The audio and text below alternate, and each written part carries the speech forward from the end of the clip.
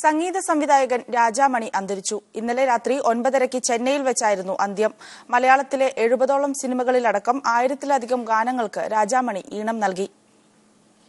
ശ്വാസതടസ്സം മൂലം ഇന്നലെ രാത്രി ആശുപത്രിയിലേക്ക് കൊണ്ടുപോകും വഴിയാണ് രാജാമണിയുടെ അന്ത്യം സംഭവിച്ചത്. മൃതദേഹം ഇപ്പോൾ ചെന്നൈയിലെ ന്യോഡ് ആശുപത്രിയിൽ സൂക്ഷിച്ചിരിക്കുകയാണ്. ചെന്നൈയിലെ രാമപുരം ഭക്തവേദാന്ത അവന്യൂവിൽ താമസിച്ചു വരികയായിരുന്നു. 1985 നുള്ളി നോവിക്കാതെ എന്ന സിനിമയിലെ ഈറൻ മേഘങ്ങൾ എന്ന് തുടങ്ങുന്ന ഗാനത്തിലൂടെയാണ് രാജാമണി ചലച്ചിത്ര സംഗീത സംവിധാന രംഗത്തെത്തുന്നത്. താളവട്ടത്തിലെ ഗാനമാണ് രാജാമണിയെ ശ്രദ്ധേയനാക്കിയത്.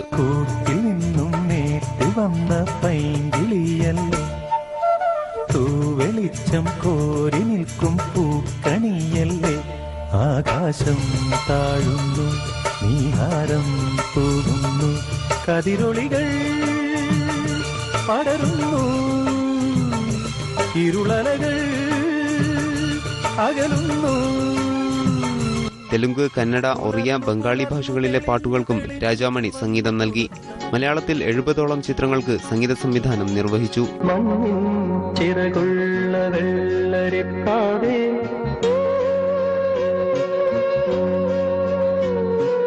ഉള്ളിന്റെ ഉള്ളിൽ തിരയുന്നതെന്റെ,